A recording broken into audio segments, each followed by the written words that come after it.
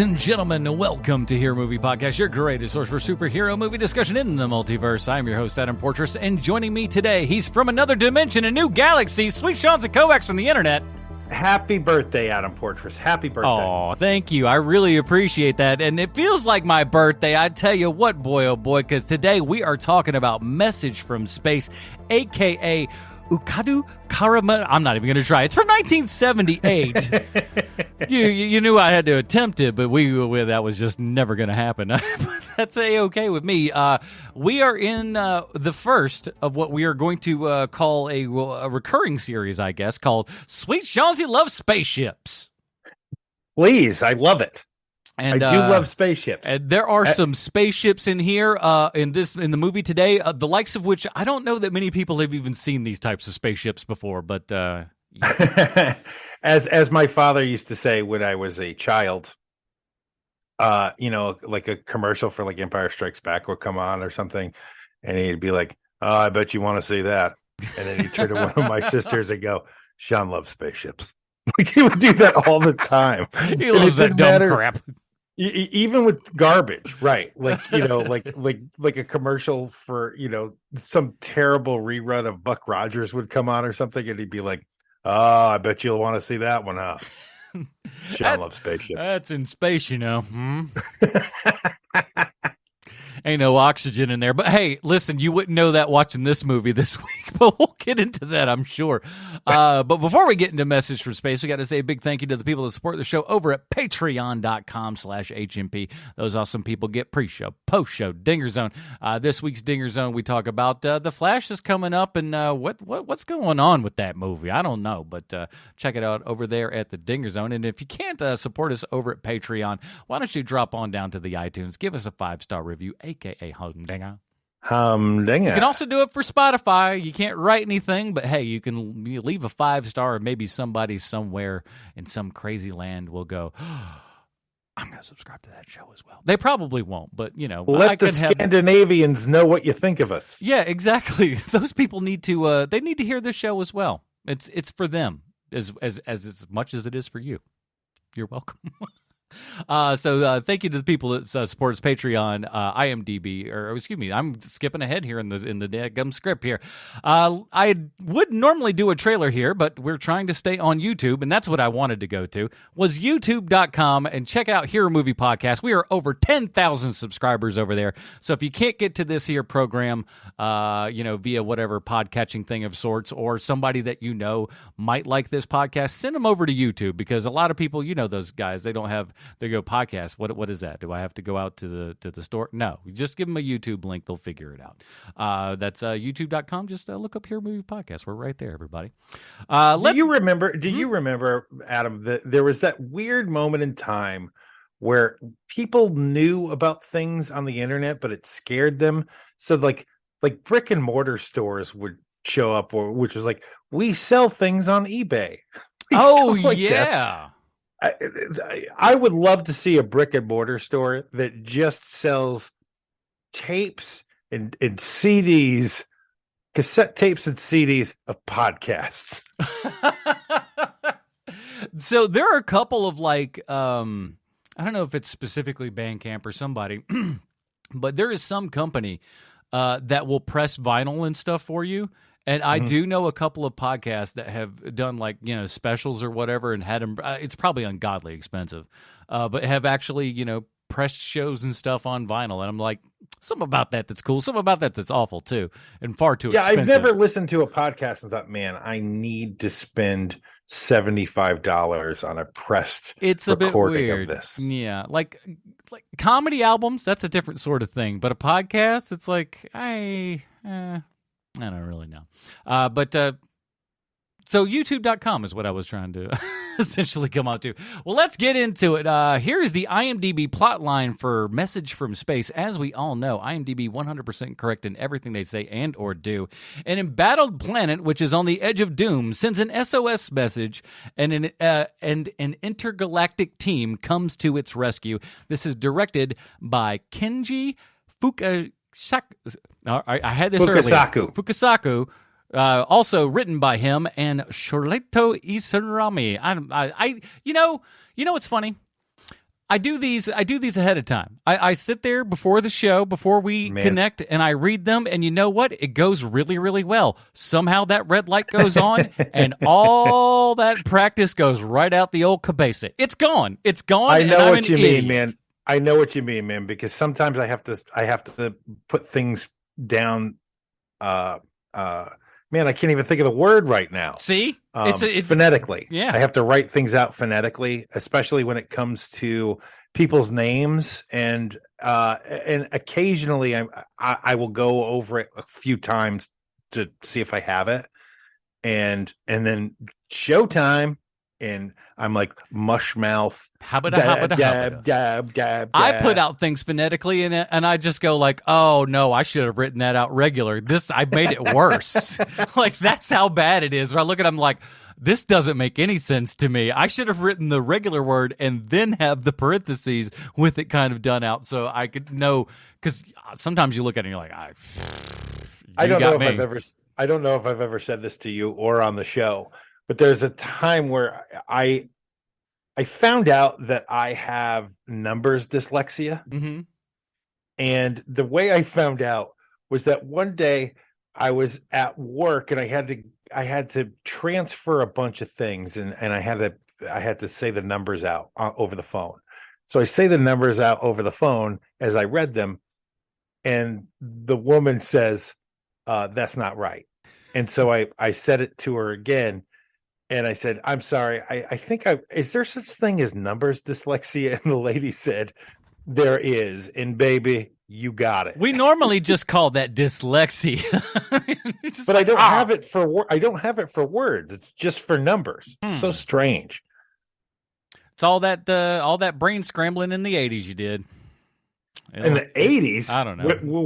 When I was 7? Yeah, let me tell you. You don't want to know what he was doing, guys. This is a family program, so we want to keep it appropriate, but the New England area in the 80s was wild. Oh boy, don't get me started. All right, let me sell everybody on this epic Japanese adventure because this sucker's got everything. Is it a 2001 ripoff? Is it Is it a Star Wars ripoff? Is it a Battlestars Galactica ripoff? I don't know. It may be all of those things and none of those things, but I do know this: we got a child in a robot suit. We also have grown men in things that are meant to be robot costumes, but instead look like mannequins left by a furnace. We got Space Cop Hair Star Edition. See what I mean? Cagliostro from Spawn shows up. Well, kind of. He's really more of a Clint meets John Wayne kind of a character. We've got the Rough Riders. Oh, no. That's how Rough Riders roll. That's fair use. We got meteor showers with poop debris. Dance numbers, a spaceship that's actually a sea-bearing ship, I guess. I don't know. People who wear plants for crowns. Are these tree people? Who's to say? But don't worry, we got leisure suits, Galactic Asia. I don't know what to call those costumes, but they're scary. We got walnuts or something like that. Space fireflies, because, shut up. That's why. My favorite quote of the entire movie is, they don't call me kamikaze for nothing, which I was like, oh, fun. You think you need a spaceship, or a space suit to go into space and just float around out there? Of course not. This is crazy land over here. We got beaten up by a girl, a scene that I swear was James Cameron ripped that off for Terminator 2. And then, just when the movie's getting a tiny little bit boring, boom! Lizard Man, lightsaber whip. We got machine gun blasters that sound like Tech 9 guns, and that's only the first hour. This movie's got everything. We're going to go over all of it. It's bananas. All right, so we're going to do a C-by-C breakdown. So before we start the movie, let's think of this thing as kind of a stepping stone to greater things for the director and co-writer of this movie, since it's Kenji Fukasaku, who is best known as the guy who directed Battle Royale. And if you haven't seen it, Battle Royale is kind of like if the Hunger Games had a meaner, hotter, older sister. That's the best way to describe it. It's a far superior movie. we kick the crap out of middle schoolers. That's like almost the best part about it, is that they're all in like 7th grade. Yeah, and they are vicious. Yeah. And it is brutal. It's such a brutal movie. All right, so here we go. Cold open to this movie starts in the deep reaches of outer space, and we begin zooming in on the Milky Way galaxy. As the credits roll, we get a mournful French horn and the weepiest of strings as we zoom tighter in at the Milky Way galaxy. And when you think this soundtrack can't get any more moody, whammo! We hit the title card, Message from Space. We get some chanting, and it's effective and amazing. We start seeing other galaxy clusters as the opening credits continue, which takes a little over 2 minutes, but you don't feel those 2 minutes. We finally land on a planet's surface, and a narrator that sounds like he was recorded through one of those old tabletop tape recorders with the handle on the side begins speaking, and he says, "The planet Telusia, on the verge of death." Now, when I say that we see the surface of the planet Telusia, what I really mean is it's a small model that's roughly the size of a conference table. It looks cool, and there are some rocky formations and a bunch of little ball-shaped buildings when we learn that the people of this planet who have been conquered by invaders from space, those invaders have steel skin, and they're ruthless, and they call themselves the Gavanians. No, the Gavanas. The Gavanas. That's what it is, the Gavanas. We cut. See, I did the same thing that you did. Yeah, it happens. Adam, it's don't the feel easiest. so bad. Yeah. So then we cut to a scene where a bunch of people look like they're performing a stage play in front of a painted backdrop of space. And I attempted to get the actual names of all the different groups of people that they're speaking to here. But like I stated earlier, the narrator sounds like he's doing his voiceover through the drive-through speaker of a Hardee's. There are wild. Okay, let's start here real fast. Did you watch this on YouTube? Yes. Okay, it's available on YouTube. That's how I watched it. But what I realized, well over halfway through the movie, is it's also available on Tubi. Oh, and we could have gone. And it looks a lot better on Tubi as well. Quality-wise, it looks better. Now, this is a hard one to find on Blu-ray and stuff, but we just want to let people know this is on YouTube right now, but a better-looking version as of this recording is on Tubi.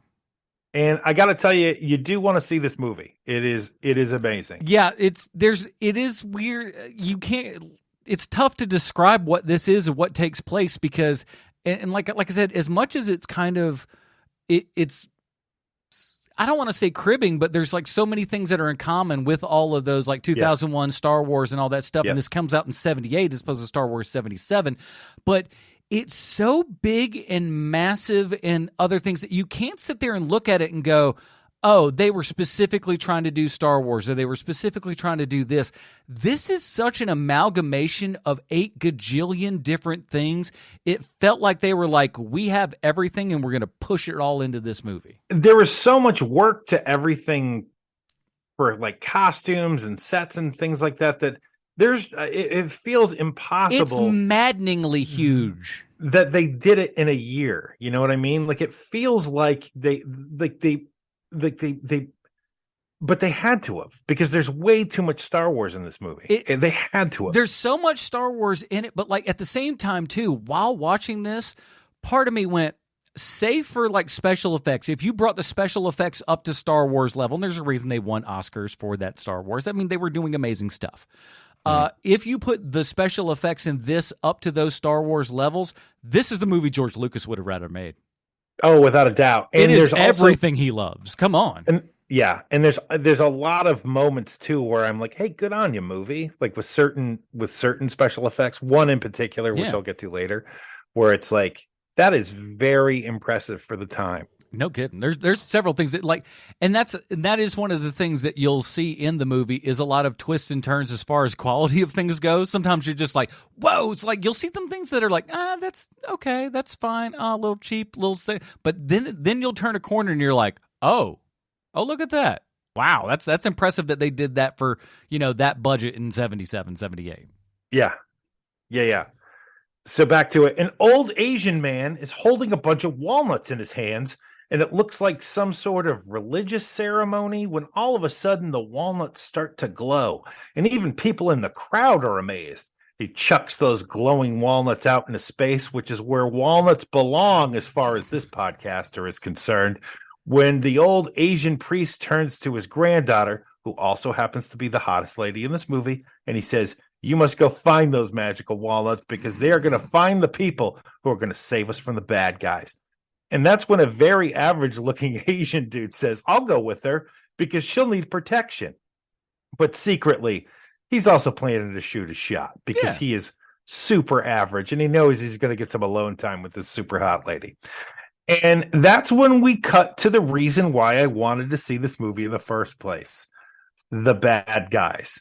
They are amazing. Yeah. The costumes are incredible. The set sort of looks like 20,000 Leagues Under the Sea in space. And the lead bad guy? Yeah. He looks like somebody showed a 5-year-old Asian kid a picture of Darth Vader and then 3 months later asked that kid to describe him. But he is great. In the first words we hear him speak, there's something wonderful about a storm. He learns that someone's trying to escape. So he goes to his magic projection ball and sees a ship attempting to make its way off planet. And when I say ship, I mean like a seafaring ship with sails and everything. And he knows they're trying to find people to fight with him somehow, but he's got some big D energy and he says, let them try. When out of nowhere, an old lady rolls out on her space handicap scooter and says, you fool, the good guys just sent their magical walnuts through space. Their plan might work. And she gives him the business for a few minutes. And this is where we learn that this feisty old broad is actually the mother of Japanese Darth Vader. Now, I can't speak for everyone, but most people can agree there's nothing scarier than a supervillain that hangs out with his mom all the time. She is always there. She's in this wheelchair that is like I can only describe it as a Michael Turner wheelchair. If you know that comic book artist, it looks like something he would draw. That's this organic-y, wild-looking thing that's in a wheelchair. It looks like it's alive almost, yeah. It's rad. It is so really cool looking. It almost makes you forget about how bad her fake nose is and everything. Yeah, there's a lot of craziness. It also feels a little bit when we're in there, like the bad guys layer. It feels a lot like the black hole also to me. Oh, there's exactly. There's a lot of black hole. And again, but the black hole doesn't even come out until like 2 years later. I know. This is what's amazing. Like this, I can't explain it, but it's like this movie comes out before all these things, but is also feels like it's influenced by those things, but also feels like it has influenced those things. Like Flash Gordon, this feels like Flash Gordon a million times as well. Yes, it is all of these things and none of them. I don't know how it works. It's so crazy, man. Like this thing is so bonkers. So anyway, we see some great miniatures with spaceships and meteors, and it's exactly what you want to see in a movie like this. When it begins to dawn on you that the people who made this movie have also seen the movie Star Wars, because you have the shot of the evil Gavana ship passing over the camera, that slow movement to show you how big this ship is. Yep. And it flies right over the camera. And it comes out and it's got the blue afterburners in the back. It's like, okay, you saw something from Star Wars. We do know that. Yes, you've definitely seen some Star Wars. And meanwhile, our heroes are struggling with the ship's wheel. And it's the kind of wheel that you would see on SpongeBob SquarePants that's wooden and it's got all the handles that poke out at the ends, Yeah, it's your ship wheel and everything that you would see on like an actual honest to God ship. Which when I saw that ship, that was like, all right, this movie is way different than I expected any of it to be, because we're like, all right, we're floating a sail ship through space. Perfect. Why not? It's just so good. And the Gavana ship starts hammering away at our little seafaring spaceship here. And we get a real OG Star Trek moment when the good guys get attacked and the camera tilts, making the actors pretend their ship has been hit. And they're throwing their bodies like up against walls and stuff like it's the 60s. It's really great. But you know what? Everybody's fine. They make it out alive. And then we cut to a new scene, because the movie isn't already confusing enough, where a lady we've never met before seems to be on the space version of a commercial air flight. And she looks out the window and she asks the captain, "What are those shiny things out there?" And the captain responds, "What, those? Well, those are space fireflies." And this is where the ship gets attacked by two space pirates, who from this point forward, I will be calling the Han Solo brothers. They absolutely are. Real quick though, in this scene, this is a 2001 rip where oh yeah where it's like the commercial flight and everything, right, it's coming commercial through. and it's like an everyday routine thing. Like, yes, very much so. Very, and everything's white. Yeah, just very cool. Yeah, it is. It's so great. So the Han Solo brothers, and here's the thing: one is Japanese and the other is a goofy looking white guy. Yeah, but I love both of them. They're both great. I do too, and they're both dressed like Evel Knievel. And whenever they open up their jacket, they've also got Robin Williams rainbow suspenders on there underneath. Suspenders, brother. It is so great. You're like, what are these costumes? But somehow they just work, and they shouldn't. They shouldn't, but they do. They do. And even though these two are pirates, you know they're fun because surf music plays as they attempt to rob the space jet. But as they get closer, the Space Patrol shows up to stop the Han Solo brothers. And when I say Space Patrol, I mean a spaceship with a siren light on the hood of the ship that twirls around. Tell them the other parts. And the guy in the cockpit is wearing a helmet. Why is he wearing a helmet and sunglasses? That looks like he's part of the California Highway Patrol. It's so good. It's like, why is he doing this? And he's so animated. He's so over the top. It is fantastic. And his ship is constantly getting destroyed. Always. You see, like, there's like 5 hits where you'd be like, there's no way. You're dead. You're dead after that hit. And he's still going. It's so good, man. So the Han Solo brothers play chicken with the Space Patrol. And real fast. I'm sorry. I want to just the way they drive these ships is awesome. The way they pilot these things around, it's weird and unnecessary for the movement that they're doing, but they have this weird forward shift thing that they kind of do where their bodies kind of go forward. So it's almost like they're using their bodies more to also drive this thing as well.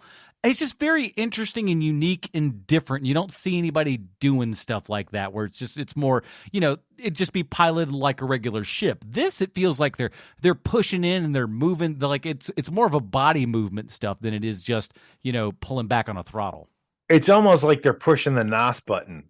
Yeah, like like to move forward. Well, like or like the ship, like the ship's arms or whatever. Like you're kind of punching your way through a thing. That's what it kind of, because they're always diving and they're punching like Superman flying on through. That's what it kind of feels like.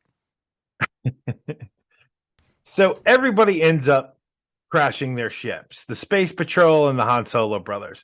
But the Han Solo brothers are like, how did this happen? Because they couldn't possibly have crashed their ships due to their own negligence. And we see them putting out the fire in both of their ships with fire extinguishers in a scene that goes on for as long as the opening credits to the movie. It is they fire extinguisher scene is the longest scene in the entire movie. And it just goes. It goes. It's the most out of place thing in the world, seeing this old fashioned fire extinguisher put out this crazy spaceship crap, and you're like, what? And you think it's over, and then they go work on the other ship. It's like it is forever. This is the longest thing you've ever seen.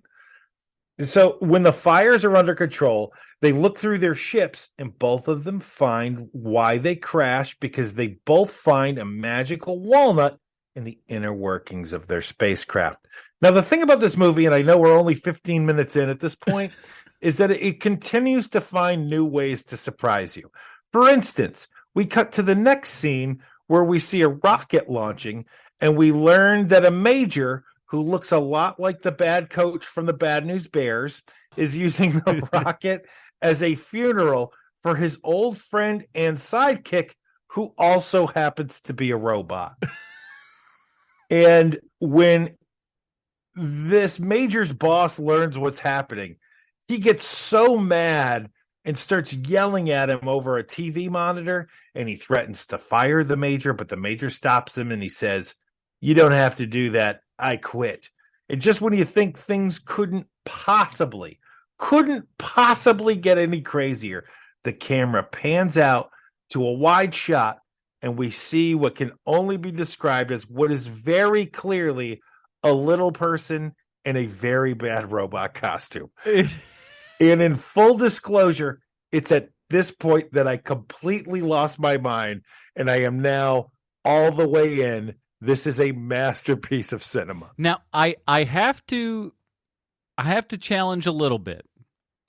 I don't think this was an actual little person. I think this was a child, on account of, like, the arms are awful long, and I think we're fooled into, because the voice sounds like Tattoo. So I think that kind of warps our brains a little bit to go like, oh, maybe that's a little person. I think that was a child, just because I feel like the arms are too long. I was looking at the elbows, because you know how little people have a hard time like bending their knees and their elbows. There isn't much movement on the elbows, because the knees are impossible because it's in the stupid suit. Yeah. But the elbows also aren't moving very hard. Although I will say you may have a point here, because the actors keep touching the robot like there is a little kid in there. Yeah, I think there's a little like kid rubbing its head and stuff. So let's say we don't know. Let's say it's a little kid. But man, I didn't see those elbows bending very much, man. I just think the costume was super thick, because it looks like some of those like tubing and stuff that you have drainage ditches and stuff in, so you can't really bend that too awful much to begin with. And it is quite honestly the world's worst robot costume on this person. I mean, like, it makes you pine for like Twiggy from Buck Rogers, where like that robot looks 1,000 times better than Beba 2, which by the way is what a wildly annoying name. Beba, not just Beba 2, like 2. I can't. It kept sounding like Deca 2 or something, like the name of what's his in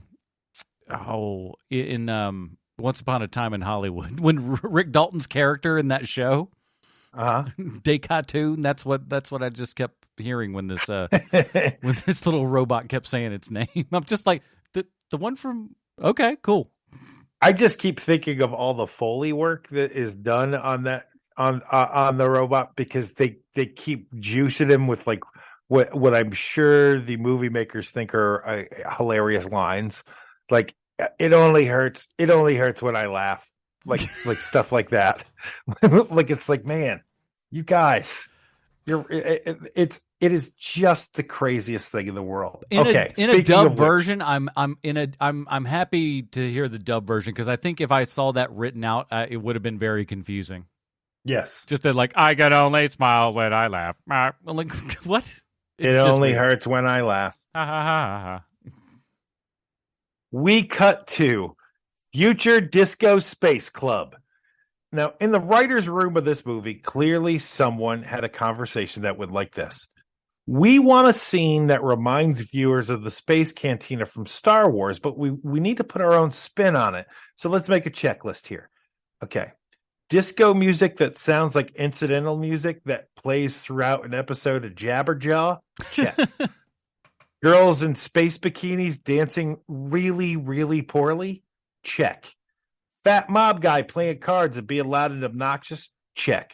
Man, we are firing on all cylinders today, but something's missing. What if we have the Major who just quit his job drinking at the bar? Okay, that's good. That's good. But you know what? It's not enough. We're trying to make message from space, for God's sake. Why don't we have that little person in the kid, maybe, in the bad robot costume, sweat his little ass off by making him dance in the middle of the bar? And another guy in the writers room was like, Dave, the term greatest idea ever gets thrown around a lot, but you just achieved it. and everyone in the room started to uncontrollably weep because all of those things happen in this scene. It is so insane. It is like they are clearly trying to do the space cantina from Star Wars, which is, like a little bit scary when you're a kid when you see it. Oh yeah. But the people who make this movie know we don't have the budget to make that scene scary. So what we need to do is make it as insane as humanly possible. So they have a bunch of people, like as many people as they have in this entire movie in this one room. And it's clearly a club, like an actual working club. So they put a bunch of stuff around to make you think that, oh yeah, this is really futuristic. It's space stuff. Shut up. And then in the middle of the room, they have that poor person in the robot costume dancing. And it is the most insane thing you will ever see in your life. It is so funny. Whew. I did it. I think I may have. I just tried to like the actor who played this robot is a little bit kind of hard to find and everything. I think it just may have been a rather small person. Maybe not, Oh, I see what you're saying. Technically a little person, but like one of those like cusp kind of folks that's like right there on the line. I see exactly what you're saying. Yeah. You're Jason King, if you will. Yeah, it's like you're not quite there, but you're not. Yeah, no one would go like, "Oh my goodness, you're a little person," but they would go like, "Boy, you are awful short, though." Yeah, you are you actually 5 foot? Yeah, like, let's put you up against that mark there and see what we can. let's put you against my childhood marking system. You're big when I was 8. So to get back to it, the Major is drunk and orders another for the Major is drunk and orders another drink from the bar, and the robot, who we now learned name is Beba 2, starts giving him crap about drinking too much. But when he gets the drink, guess what's at the bottom of the Major's rocks glass? That's right. It's a magical space walnut. Now, at this point, the fat poker playing mobster starts yelling about money owed to him for some reason. Like, no one actually brings it up. And so he goes to the kitchen where we see the Han Solo brothers who work here as busboys. What is happening? And the fat mobster says to the Han Solo brothers, if you don't give me my money in half an hour, you're both going to end up in quicksand. Another great, like, quicksand. Where is this coming from? It's everything about this movie is bananas. Oh, and that walnut, he finds it in his drink and it glows, which, by the way, really cool effect. Looks really neat, especially in the glass there and everything. And they spend time to kind of look at it a little bit because it does look cool. They know what they got. Yeah. And so the guy who's been working for the fat mobster, who is clearly going to be human C-3PO, gets thrown across the kitchen to show them, the Han Solo brothers, that he means business. And the kitchen at the space disco looks like the most normal looking back kitchen ever. Like everything's stainless steel and everything looks like it's just a working kitchen. And so it is actually probably a working kitchen. And then the guy who gets thrown across the kitchen, this human C-3PO, bites into a tomato. And what does he find inside? Oh, that's right. A magical space walnut again. Like you do. Now, what are the odds that there's 4 people find magical space walnuts all in the same space disco? They could have gone anywhere in the universe, and there's 4 people all at the same space disco. Now, why would a guy who's been nothing but a bootlicking lackey get a space walnut? Who am I to judge the choices of a magical space walnut? Moving on. He didn't flick his wrist enough when he threw the walnuts out so they didn't disperse nearly as much. Maybe. He went straight forward, and the second he let it go, you could hear him under his breath just go like, oh, I knew that one wasn't going to be good. Yeah, not enough English on that. It's like skipping stones. Okay, so they're all in Burbank. Go find them. So this lady, who has the craziest facial expressions from earlier, who was learning about the space fireflies, shows up in the same kitchen. That's right. That's right. Yet another person who we saw from earlier. And we learned that this lady with the crazy facial expressions, we learned that she's a rich, privileged girl with lots of money, and that she'll give the guys the money they owe the fat gangster under one condition. She has to help her they have to help her catch space fireflies. And you know what, everyone? I think that this movie might be a little bit like Star Wars. We cut to the deep reaches of cold space where our four heroes are out looking to grab space fireflies. They evade the space patrol. Hold on. Do you not want to talk about what they are certainly not wearing while they're we're getting out? there, sir. Okay. We're getting there, sir, I promise. Okay. And the rich girl who, from this point forward, I'm going to call Scary Fisher, says the line, "They don't call me kamikaze for nothing." Your favorite line in the movie, she's great. Poitras. And everyone's out in the cold, unforgiving vacuum of space, just hanging out like it's a balmy Kyoto evening. No space suits. In this universe, all you need to survive in space is a light jacket. You're just flying around. There's no helmets. There's no nothing. It is just like there's no umbilical cord that's going back to the no. We're just flying around in our skivvies, just trying to go. Let's see what we can find. Let's... And they're swimming around in space. And when I say swimming, I mean swimming, because they're moving their arms and kicking their legs like they're at the community Y. Because when they're in the harnesses, that's all their body just goes back to. Is that like, the only thing my body knows how to do is like swim in water when I'm in this weird position. So that's how my limbs are going to react.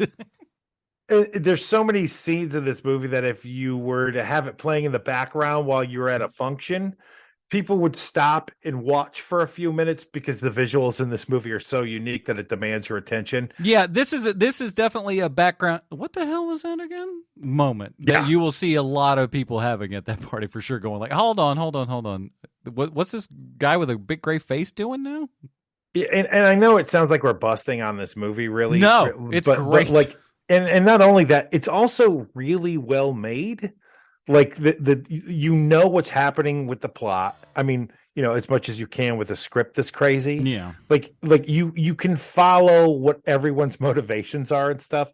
And like the editing is great. It's not difficult to tell where people are relative in the room of where you're at. And sometimes, especially like in fight scenes and stuff, like you can tell they're a little limited by budget because it's not covered a whole bunch, but at the same time too, that also gives you a good scale of where things are, and like you kind of know you don't get lost in a boatload of cuts a lot of times.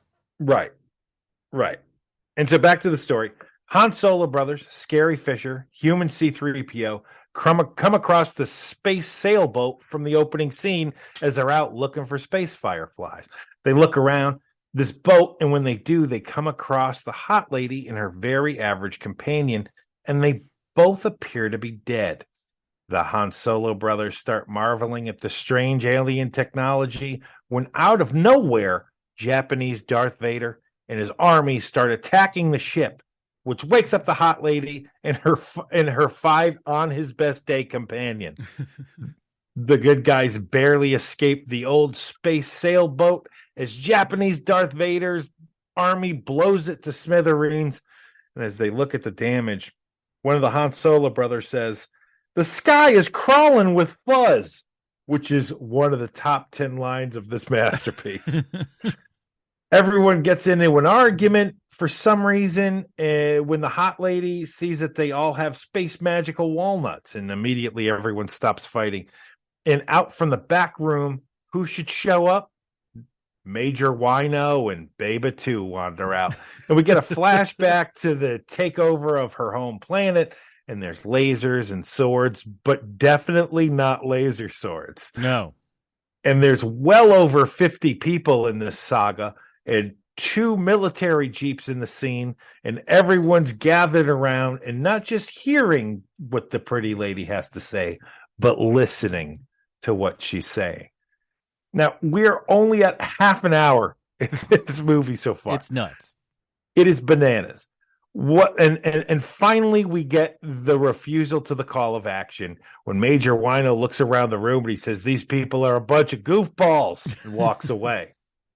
And as we're waiting for Major Wino to change his mind and come on back, the movie spins its wheels for a bit, and they go talk to an old lady to see where the other magical space wallets might have gone.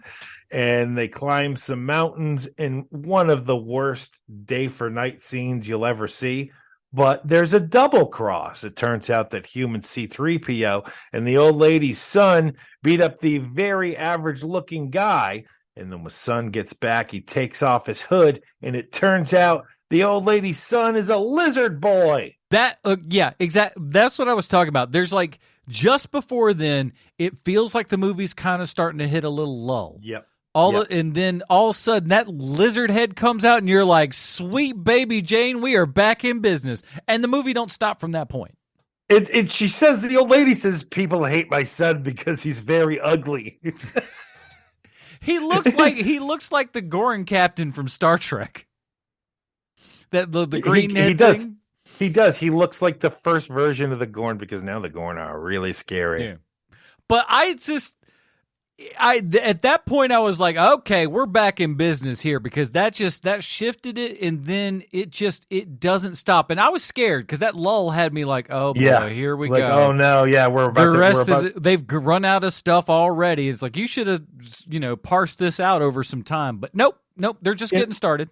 Because it felt like just before the guy takes off his hood and reveals that he's a lizard boy, it felt like maybe the first part of this movie is like crushing the middle of this movie under its own weight of awesomeness.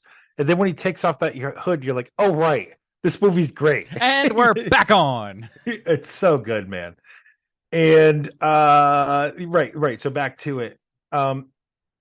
The old lady says that this pretty lady from the beginning of the movie has to marry her lizard boy son. And at this news, the pretty lady whips out a knife to defend herself, but Lizard Boy takes out a laser whip, which is definitely not like a lightsaber. No, that one moves, and it's not stiff. Come on. And just as Lizard Boy is about to whip her with it, a few of Japanese Darth Vader's soldiers bust in and kill Lizard Boy and take both Lizard Boy's mom and the hottest lady in this movie hostage. And then we cut to not just one, but two different dream sequences back to back where everyone's really upset that they disappointed the lady from the beginning of this movie. And this is the moment that I realized that this movie isn't perfect. It's been absolutely perfect right up to the back-to-back dream sequences. But then we get the back-to-back dream sequences. And to the untrained eye, yeah, you don't see the flaws. But there are definite flaws here and there in this movie. Yeah. Now, like for instance, we go back to the bad guys layer, and they kill the old lady they just took hostage by mistake. It is literally a mistake, and they kill her. But some things happen then, and Japanese Darth Vader decides he wants to take over Earth. Like, how did we get from kill old lady to now he's going to try to take over the Earth? He just saw an image of Earth of a deer. Yeah, and he got this family show. He got excited. He got Earth crazy. He was just like, hoo, well, my, this Earth here is pretty good looking. Looks like we're gonna head on down and take that over. I don't mean to sound elitist here, but I think Earth might be the best planet. Hey, I just think that way. It's the best one I've been to. Yeah, me too. But here's the thing, right? Japanese Darth Vader, you'd think once he says that he wants to take over Earth, your natural thought, because you've seen space movies before, is, oh, he's going to jump on a giant starship and go to Earth. No. No. You have underestimated message from space. What he does instead is he fires off the rockets that they've had implanted in the planet, and he takes the planet itself to Earth's orbit. It is absolutely insane. So he moves into the Milky Way galaxy and tells Earth to surrender, and Earth retaliates by sending 3 of its biggest, baddest warships, and a ship battle occurs. And if you watch old Godzilla movies because you like watching like miniatures get blown up and you like seeing things set on fire, this is totally the movie for you, because there's way more miniature like space battles and things blowing up than there is in any Godzilla movie ever made. Yeah, a This lot of flying around in like there's little like miniature 10 times ships. more, right? It's astounding how much there is. Like, again, like when I tell you, like, when this movie started and you thought, oh, it's gonna kind of be low budget, and it is not. They spent a lot of money and a decent amount of time putting all of this crap together, and it shows in all of these scenes. And like, while it may not, like, it doesn't look as good as Star Wars, but the ambition of what they're doing, you just have to marvel at it. It's pretty incredible. You can feel the sweat equity coming off of the screen. They're putting in 100% of, like, they may not be up to Star Wars standards, but they're giving 100% of what they've got and putting that on screen. Yeah. And there's like lots of little spaceships smashing into buildings, lots of fire. It is really, really great.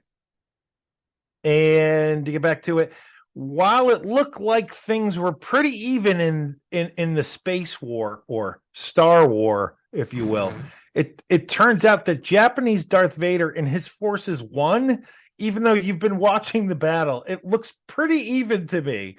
But it turns out Japanese Darth Vader wins, and they've given Earth 3 days to surrender or be destroyed. So the Earth government makes the best plan that they can think of, and it might be the best plan I've ever seen in a movie.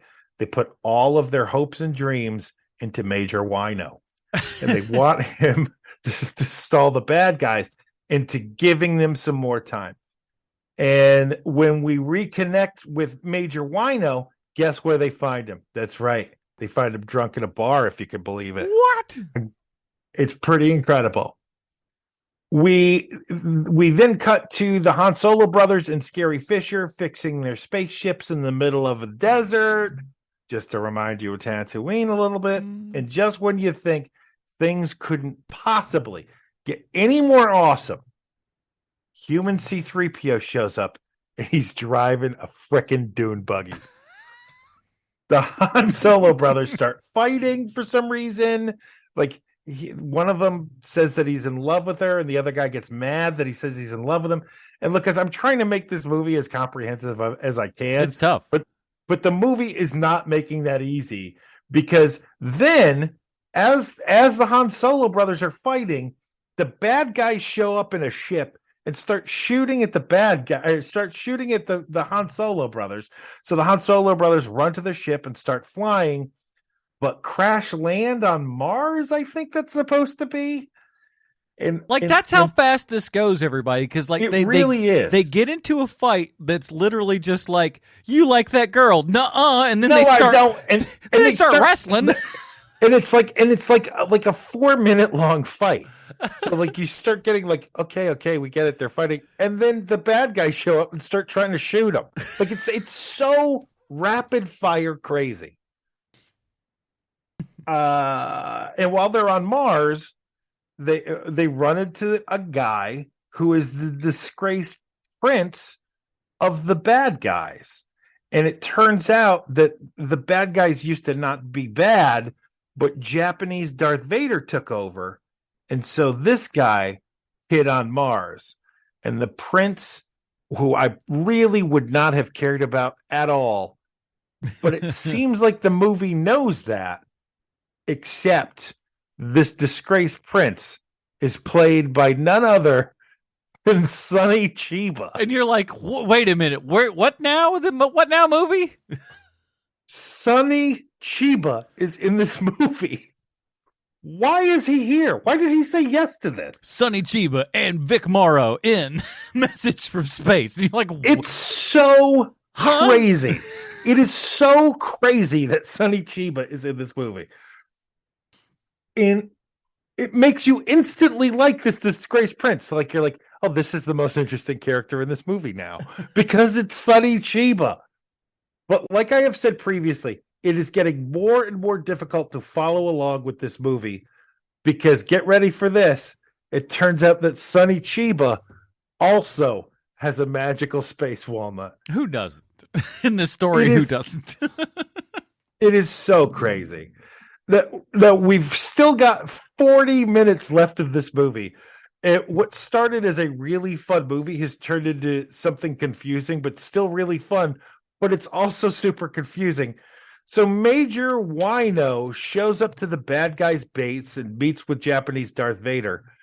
And Japanese Darth Vader, because they've caught human C-3PO, they give Major Wino back human C-3PO, who is a sniveling coward and grovels at Major Wino's feet. And the Imperial Guard starts laughing at him, which angers General Wino, and he challenges one of the Japanese Darth Vader's guards to a duel, a pistol fight. Which is wild. I love how they set up all the rules proper about how, like, because we got laser guns, and in the world of laser guns, well, we've seen you can shoot laser guns a billion times. You're not running out of bullets per se, but they crib it here. They're like, each of you only has one charge, so there's only one shot in this gun and stuff. They laid it out nicely. And they're supposed to take 10 paces, 10 paces. turn and fire. But wouldn't you know it, the guard turns around before the 10 paces are up and shoots at Major Wino, but only hit him in the arm. Major Wino takes the last 2 paces he's supposed to take and turns around and just very slowly and steady aims his laser pistol at the guard who cheated. And this is when the guard starts groveling. And Major Wino, this is how you know he's a good man, decides not to shoot him. Doesn't shoot him. Yeah. And the guard is instantly then killed by Japanese Darth Vader instead. And Japanese Darth Vader is talking about honor and orders the other guards to throw this disgraced guard out into the trash. I love how much he was just like, you know what, this guy's garbage, he's trash, I'm gonna shoot him. He shot him like a billion times. Yeah, it was like 4 times. He kept shooting him, and he's just like, get this piece of garbage out of here. And they just got him out. I was just like, you know what, I kind of respect this guy. He's just like, listen, you're not gonna be cheating over here. We follow the rules. Now keep in mind what I am about to bring up next happens in the span of like 15 seconds, right? where Major Wino turns around, slowly shoots the guard. Then Japanese Darth Vader shoots him multiple times and tells his guards to throw him into the trash. And then what I'm about to say next, this is all in the span of 15 seconds this happens. Major Wino then tells Japanese Darth Vader that Earth needs more time. So Japanese Darth Vader decides to blow up the moon instead, which he then does. But the best part is like how he also just goes like, he's like, listen, we need just a couple more days so we can Earth can just kind of get its affairs in order. We'll turn it all over to you. Just give us a second. And he goes, yeah, what do you think? I'm a moron or something? Give you a couple more days to get up your offensive? We're gonna blow up the moon instead. It is.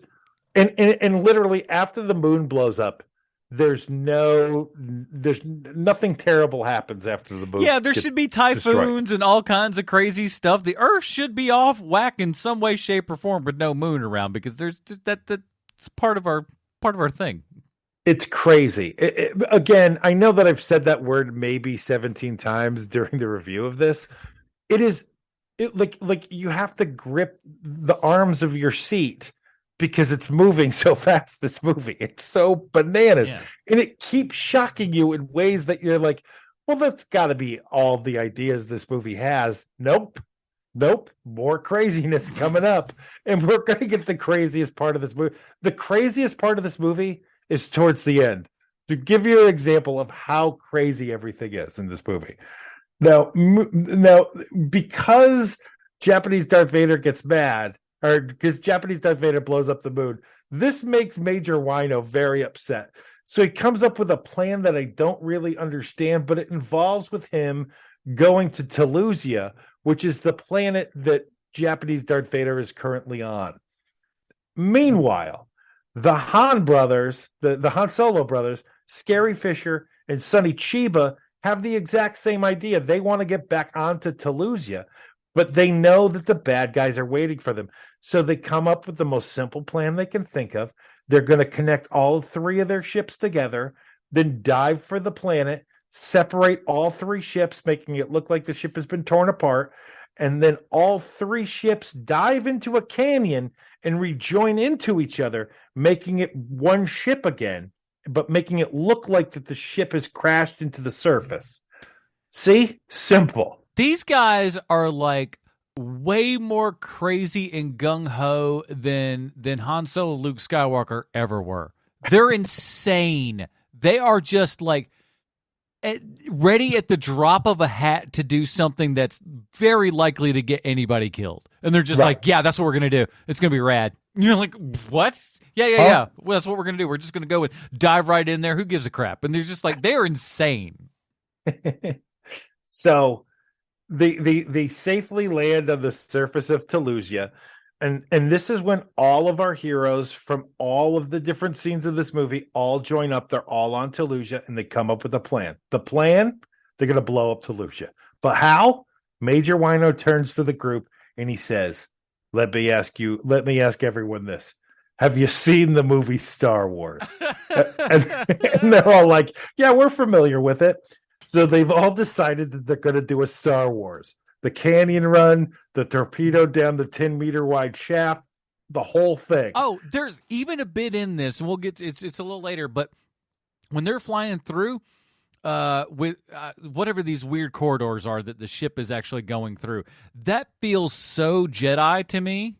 When they were flying through, they're flying through the half constructed Death Star, it feels the Millennium just Falcon's flipping around. Yeah, doesn't it feels like they took that and put that in Jedi.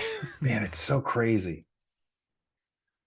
But but there's one problem, right? There's only one problem with their plan. What are they going to do with all the innocent people who live on Telusia? Well, they decide that they're going to put them all on a giant space sailboat and get them off planet in time. And everybody loves this idea. We say that, but they, not to skip ahead a little bit here, but didn't feel like they planned this out too well, because by the time that everything's going to hell, they're like, let's get them on the boat. And you're like, shouldn't you have done this ahead of time? Way ahead of time. There's only one person who isn't super happy with this plan. And that person is the average dude who is traveling with the hottest lady in this movie from the beginning of the movie. He's the only one who doesn't love this plan. Anyway, that won't come up later. Don't even worry about it. It's fine. So then Beba 2, the quote robot, end quote, finds the seventh magical space walnut, and there's only one left to be found, and our heroes are about to talk about it when they get discovered by Japanese Darth Vader's forces and get taken prisoner. Again, this all happens in the span of like a minute and a half. When the robot finds it, it is like Tiny Tim at the end of the movie. It is. He's picking like he even mentions like it may even be like half a scene before about how like a robot can't have this or whatever it is. And then he picks up, he's just like, look at me, I'm a real boy. I'm a real boy. And everybody's congratulating them like they just found out this robot has a soul. So, right, exactly. There's a little Pinocchio allegory in there for sure. So we go back to Japanese Darth Vader's base, and this is what I was talking about earlier when I was talking about the best special effect in the entire movie, because it happens here. And it's sort of like the chamber scene in The Force Awakens when Kylo Ren and General Hux speak to Supreme Leader Snoke, but he's, like a 30-foot tall projection. Yeah. It's kind of like that with Japanese Darth Vader, only this movie is 40 years older than Episode 7. And it looks good for like... It looks great. For what it is and being... like, honestly, it looks better than the projections in 77 Star Wars. I said it. Yeah, you're not wrong. It really does. So Japanese Darth Vader and the perspective is... I'm sorry, the perspective is on when he's looking down at the small things of like he is looking directly to the people that he's addressing in that stuff. So dope. He's looking the right way. There's also not the thing that Star Wars had to do in the first movie where, like the projections of that are all messed up. Yeah, this is like clear. they barely have a signal. Mm-hmm. That's how they fix their own problem, is like, oh, it should look like there's barely a signal because we can't really do this well. And so they very smartly are like, oh, it should seem like we're getting a bad signal here, which is totally the way to do it. And they were really great at the time at their jobs, and then and then it just became the George show, and everything turned to crap. Yeah. But anyway, Japanese Darth Vader says that he knows the good guy's every move because there's a traitor in their midst, and that's when the traitor reveals himself. And it's none other than the average guy who wanted to mac on the hot girl from the beginning of the movie. And he's mad because they want to blow up his planet, and who can blame him, because all his stuff is there. And he gets shot immediately. And then a laser fight breaks out. And when I say a laser fight breaks out, I mean full on, like, cast of hundreds. Everyone starts shooting at everyone. There are so many lasers. Like, I can't remember if this was that scene, but no, it was earlier in the film. But there are a couple of scenes in here, especially with like how the sound effects works and the just massive stuff that's going on. I'm telling you, James Cameron saw it for sure and said, without a doubt, I'm putting this in Terminator 2, 100%, because it's just like there's without so many a doubt. of it. It's like so very close. It's wild. And Sonny Chiba, who does not have a laser pistol, takes out a sword, and he takes out no less than a dozen guards with it. As the Han Solo brothers and Scary Fisher make their way back to their spaceship that we'll just call, for immediacy's sake, we'll call it the Millennium Cobra, because it's like another spaceship that we've seen before, complete with gun turret and 4-person cockpit. And it's like, oh, it's shut up. And Major Wino and the people of Tolusia take back their sailing spaceship, and we finally get the fight we wanted. Japanese Darth Vader versus Sonny Chiba. And this is by far, and it's not even close, the craziest thing you'll see in a very long time. This is the craziest death I have ever seen in a movie ever. Because not only does Sonny Chiba win the sword fight, but he stabs Japanese Darth Vader through the heart, then pushes him out of a window where he catches on fire as he gets pushed through the window, falls 10 stories to his death, and when he lands on the ground, being smushed, he explodes in front of his own mother. Like you do. It is so insane, man. There's so many neat shots when like people are getting hit and stuff and all the fighting that, like, I don't know what to even call it, but like it goes all digitally kind of, and like their bodies just kind of jack up and everything. I don't know. I don't even know how to describe it, but it's so interesting and neat because like no one's doing any of that. I can't explain it. It's a weird thing where like I said that he's on fire, but it's more like his existence is starting to flitter away, kind of a thing. In a digitally kind of way. Yeah, sort of, which is like bizarre because like what ability of that do they know in 1978 of like, stuff glitching up like that? Thinking about that, that's kind of weird. But dude doesn't just get stabbed through the heart. Doesn't just get thrown out of a 10-story window, but then explodes in front of his own mother. Wheelchair mama. It is absolutely the craziest death I've seen in a movie in forever. Actually, ever. This is the craziest death I've ever seen. But we're not done yet, because the Han Solo brothers and Scary Fisher realize that they still got to do a Star Wars. Yeah. Well. And they decide that now is the perfect time to do a Star Wars. So they make the trench run, fighting off Japanese Darth Vader spaceships along the way. They shut off. It looks so good. Why? Because like it's still like it's on the cusp because it's a little corny and it's a little low budge. But oh my God, it's good. It shouldn't be that good. It shouldn't. It just shouldn't. But it is. if they had the money, Oh, it would have been perfect, but they did not. yeah, if they could have took John Dykstra and a crew and like put guns at him and said, "You make this better," and like they'd have done it, and it would have been like a bajillion times even better. But what we got though, it is like, how did they do this? And like again, so fast that this is behind Star Wars and stuff, but is so wildly influenced that it and then influential then on further things is again just astounding. Ah, it's so good. It's so good. I mean, they even get to the point where, and during the trench run, like it's damn near shot for shot. They're like, oh, we have an opening this wide to shoot in until things blow up, and you're like, okay, come on. I'm fully waiting for one of the Han Solo brothers to shut off his targeting computer, and have an old man start whispering to him in his ear. But like that doesn't Sonny happen. Chiba just pops in and just goes, use the Schwartz, and you're like, all right, cool. So they shoot the torpedo at the 10-meter chute, hit it, blow everything to hell. All the good guys get safely off the planet, except the old priest from the beginning of the movie, who in a weird scene we see die by falling into the core of the exploding planet. Like he literally falls over into the planet. It's crazy.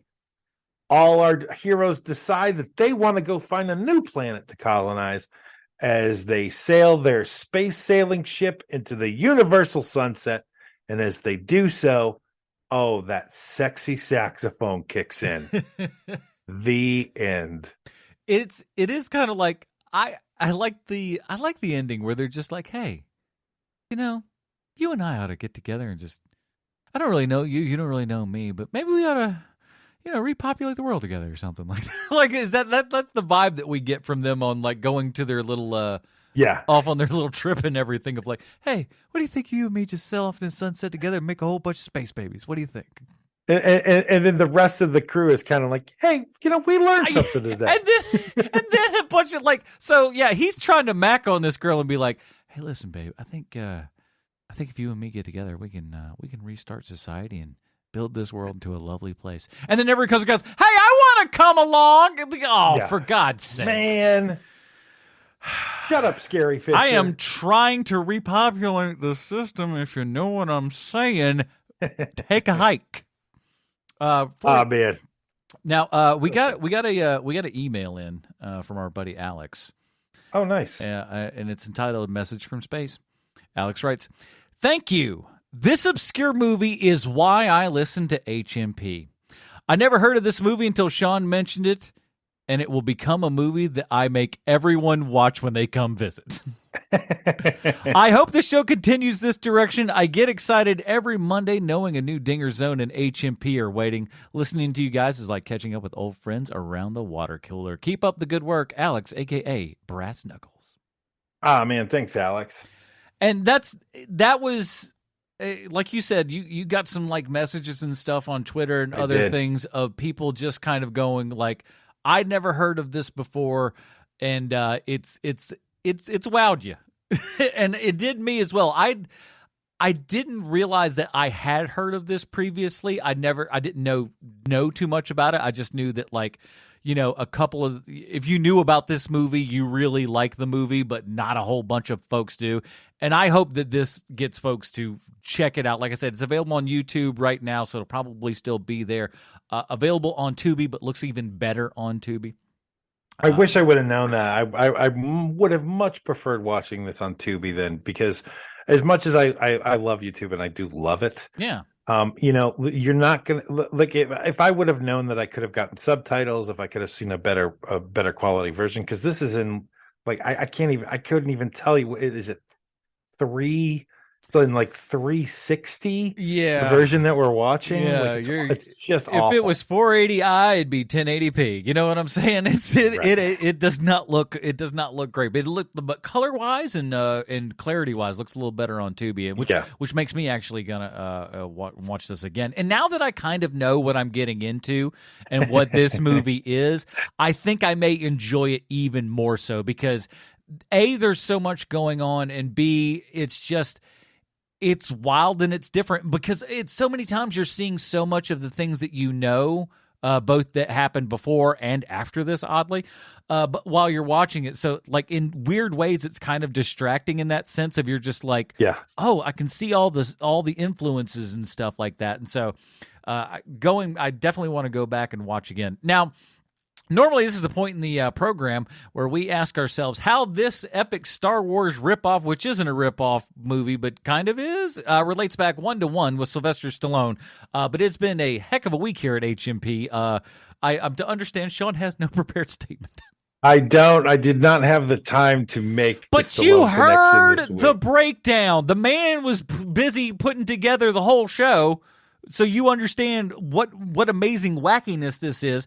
Here's the only thing that I can think of as far as like what could be a Stallone connection, like what I would like to have seen if the world played out in the perfect way that I would like to see.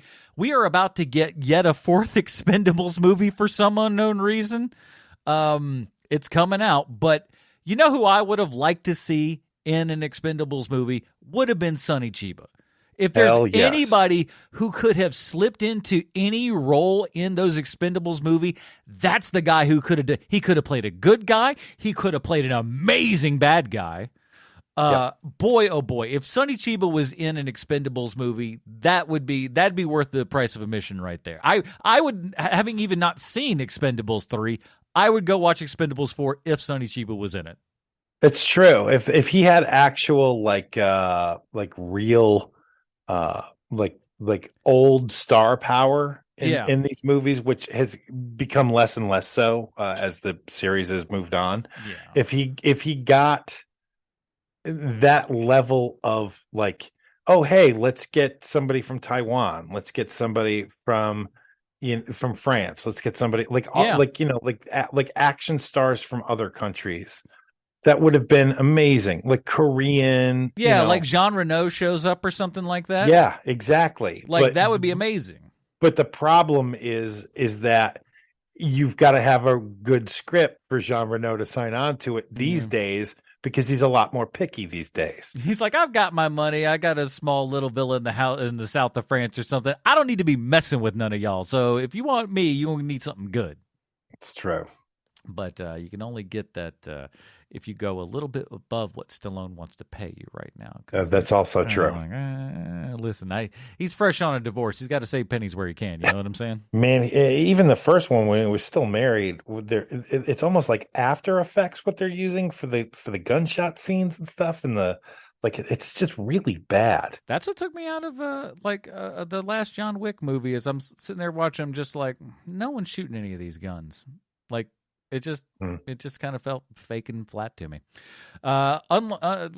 Speaking of unflat, this movie, let's get down to it. Let's hit our Robin rating system. Sean, what do you rate Message from Space on our Robin rating system? Man, this movie is the reason why I do this podcast. I mean, this is a Dick Grayson. This is one of the most fun things I've ever watched and put my eyes on. And me just describing things makes me laugh out loud at how just bonkers the whole thing is. It's just an amazing movie. It's a Dick Grayson for me. I'm going Tim Drake only because I want to watch it again. I thought you were going to say because of the back-to-back dream sequences. No, no, I'm fine with dream sequences. I like them looking down in the pool of like, here's where Earth is. Here's all the things. That's another kind of great sci-fi fantasy trope thingy. The only reason is because I feel just like I'm more prepared to see this movie again, and I do. And the YouTube, while it's acceptable. If by the time you're hearing this and Tubi it's not available on Tubi and YouTube's the only way to do it, it's acceptable. It's fine. But I really want to see the movie. And I'm to understand that there's a I tried to look it up because I thought maybe AGFA or somebody would have it. But I'm to understand there's a 35 millimeter print of this that you can get and bring into theaters that looks immaculate from what I'm told. Wow. So that is how I would love to see this movie one day, knowing that that's out there and that somehow that's a while minute a possibility, gets me a little bit excited. And somebody that I know that's like, not a big to do or anything has gotten this movie in 35 millimeter in a theater and stuff. So it's not undoable to do this, but super fun. I really like it. But yeah, the only reason that I'm rating it at Tim Drake is because I believe I'm going to like it more upon second viewing with a better picture and B, a better understanding of the wackiness and craziness that I'm going into. Because, and here's the thing, like you said, you've watched it, at least like 2 times now, kind of combined with all the, going back and forth with stuff. But I feel like there is so much in this that you're going to miss that first viewing through. That you're going to need to see more. It's impossible not to. There's so much going on. The story is bizarre and wacky and all over the place that you're going to go like, oh, I missed this part for the first time. Or, oh, look at this interesting thing that I was looking at over on the other side. This thing's more interesting now. It's one of those types of movies. Like I said, it's unavailable on Blu-ray. That's how popular it was because it just ran out of print at some point. So it's like $180 or something if you want to get it on Blu-ray. So don't do that one. Go over to the Tubies there or YouTube. That's it, everybody. A good long episode here, but a good reason for that episode when you got something like a message from space. But next week, we're going to be talking about the new Wes Anderson movie, Asteroid City. Sean and I are big Wes Anderson fans and stuff, so we're going to talk about all of that. And boy, oh boy, I don't know how he does it. I guess because he is who he is at this point, but any and everybody is in every Wes Anderson movie now, and everyone works for scale. I mean, that's how he's able to do it. There's no way you're getting the actors that he has for anything else. And that's how you know that somebody's worth kind of going and checking out when everybody just go when you have all of these giant stars that just go like, not only will I do this. These people are all repeat offenders with this guy. They keep coming back. So they dig the atmosphere. They dig the stuff. And frankly, I dig the movies that are coming out of it. So we're going to be talking about Asteroid City next week. In the meantime, Sean, where can find more of your work on the internet? We've got a show called 30 Questions where it's either Marvel or Star Wars or some nerdy property. Check that out. However you listen to podcasts. Yeah, we got Secret Invasion coming up and not too awful long. We do. I'm interested because I remember that was the last kind of big event that I read. Oh yeah, me too. That was the last thing. You're right. Yeah, that's the last time I was just like, oh, okay, here's a little something going on, and we got a lot of those books and stuff, and then eventually we're like, oh, it's the same thing that we've been doing in comics for the last 40 years.